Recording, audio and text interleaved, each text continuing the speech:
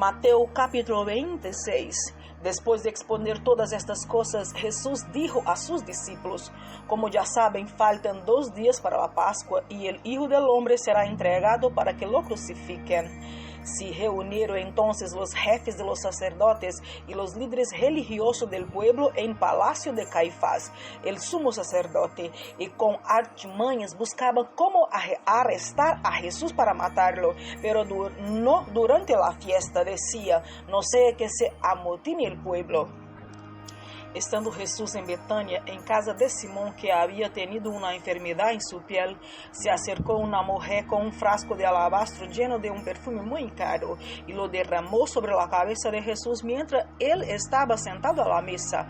Al ver esto, los discípulos se indignaron. ¿Para qué ese desperdicio? Dijeron. Podía haberse vendido ese perfume por mucho dinero para dárselo a los pobres. Consciente de ello, Jesús dijo: ¿por qué molesta a esta mujer? Ella ha hecho una obra hermosa conmigo. A los pobres siempre los tendrán con ustedes, pero a mí no me van a tener siempre. Al derramar ella este perfume sobre mi cuerpo, lo hizo a fin de prepararme para la sepultura. Les aseguro que en cualquier parte del mundo donde se predique este evangelio, se contará también en memoria de esta mujer lo que ella hizo. Uno de los 12, el que se llamaba Judas Iscariote, fue a los jefes de los sacerdotes. ¿Cuánto me dan? Y yo les entrego a Jesús, propuso. Decidieron pagarle 30 monedas de plata, y desde entonces Judas buscaba una oportunidad para entregarlo. El primer día de la fiesta de los panes sin levadura, se acercaron los discípulos a Jesús y preguntaron: ¿dónde quieres que hagamos los preparativos para que comas la Pascua? Él les respondió que fueran a la ciudad, a la casa de un cierto hombre, y dijeran: el maestro dice, mi tiempo está cerca, voy a celebrar la Pascua en tu casa con mis discípulos. Los discípulos hicieron entonces como Jesús había mandado y prepararon la Pascua.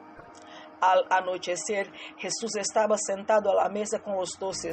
Mientras comía, dijo: les aseguro que uno de ustedes me va a traicionar. Ellos se entristecieron mucho y uno por uno comenzaron a preguntarle: ¿acaso seré yo, Señor? El que mete la mano conmigo en el plato es el que me va a traicionar, respondió Jesús. El Hijo del Hombre se irá, tal como está escrito de él, pero ay de aquel que lo traiciona, mas le valdría a ese hombre no haber nacido. ¿Acaso seré yo, Rabí? Dijo Judas, el que lo iba a traicionar. Tú lo has dicho, contestó Jesús. Mientras comía, Jesús tomó pan y lo bendijo. Luego lo partió y se lo dio a sus discípulos, diciéndoles: tomen y coman, esto es mi cuerpo. Después tomó una copa, dio gracias y se la dio a ellos, diciéndoles: beba de ella todos ustedes. Esto es mi sangre del pacto que es derramada por muchos para el perdón de pecados. Les digo que no beberé de este fruto de la vid desde ahora en adelante hasta que aquel día en que beba con ustedes el vino nuevo en el reino de mi Padre. Después de cantar los salmos, salieron al monte de los olivos. Esta misma noche, dijo Jesús, todos ustedes me abandonarán porque está escrito: heriré al pastor y se dispersarán las ovejas del rebaño. Pero después de que yo resucite, iré delante de ustedes a Galilea. Aunque todos te abandonen, declaró Pedro, yo jamás lo haré. Te aseguro, le contestó Jesús, que esta misma noche, antes que cante el gallo, me negarás 3 veces. Aunque tenga que morir contigo, insistió Pedro, jamás te negaré. Y los demás discípulos dijeron lo mismo. Luego fue Jesús con sus discípulos a un lugar llamado Getsemani y dijo: siéntese aquí mientras voy más allá a orar. Se llevó a Pedro y a los 2 hijos de Zebedeo y comenzó a sentirse triste y angustiado. Es tal la angustia que me invade, me siento morir, dijo. Quédese aquí y manténgase despierto conmigo. Yendo un poco más allá, se postró rostro en tierra y oró: Padre mío, si es posible, no me hagas beber este trago amargo, pero no sea lo que yo quiero, sino lo que quieres tú. Luego volvió a donde estaban sus discípulos y los encontró dormidos. No pudieron mantenerse despiertos conmigo ni una hora. Dijo a Pedro: permanezcan despiertos y oren para que no caigan en tentación. El espíritu está dispuesto, pero el cuerpo es débil.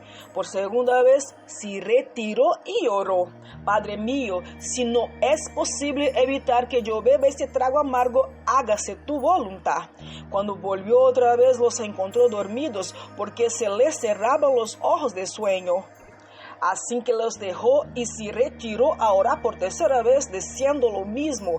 Volvió de nuevo a los discípulos y dijo: ¿siguen durmiendo y descansando? Miren, se acerca la hora. El Hijo del Hombre va a ser entregado en manos de pecadores. Levántense, vámonos. Ahí viene el que me traiciona.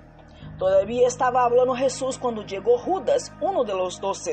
Lo acompañaba una gran turba armada con espada y palos, enviada por los jefes de los sacerdotes y los líderes religiosos del pueblo. El traidor había dado esta contraseña: al que le dé un beso, ese es, arréstenlo. Enseguida, Judas se acercó a Jesús y lo saludó diciendo: Rabí, y lo besó. Amigo, respondió Jesús, ¿a qué vienes? Entonces los hombres se acercaron y prendieron a Jesús. En ese, uno de los que estaba con él extendió la mano, sacó la espada e hirió al siervo del sumo sacerdote, cortándole una oreja. Guarda tu espada, le dijo Jesús, porque los que a hierro matan, a hierro mueren. ¿Crees que no puedo acudir a mi Padre y a el instante podría a mi disposición más de 12 batallones de ángeles? Entonces, ¿cómo se cumplirían las escrituras que dicen que así tiene que suceder? Y de inmediato dijo a la turba: ¿acaso soy un bandido para que vengan con espadas y palos a arrestarme? Todos los días me sentaba a enseñar en el templo y no me arrestaron, pero todo esto ha sucedido para que se cumpla lo que escribieron los profetas. Entonces todos los discípulos lo abandonaron y huyeron. Los que habían arrestado a Jesús lo llevaron hasta Caifás, el sumo sacerdote, donde se habían reunido los maestros de la ley y los líderes religiosos. Pero Pedro lo siguió de lejos hasta el patio del sumo sacerdote. Entró y se sentó con los guardias para ver en qué terminaba aquello. Los jefes de los sacerdotes y el consejo en pleno buscaban alguna prueba falsa contra Jesús para poder condenarlo a muerte, pero no la encontraron, a pesar de que se presentaron muchos testigos falsos. Por fin se presentaron 2 que declararon: este hombre dijo: puedo destruir el templo de Dios y reconstruirlo en 3 días.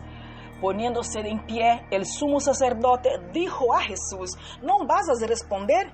¿Qué significan estas denuncias en tu contra? Pero Jesús se quedó callado. Así que el sumo sacerdote insistió: te ordeno en nombre de Dios viviente que nos digas si eres el Cristo, el Hijo de Dios. Tú lo has dicho, respondió Jesús, pero yo les digo a todos, de ahora en adelante ustedes verán al Hijo del Hombre sentado a la derecha del Todopoderoso y viniendo sobre las nubes del cielo.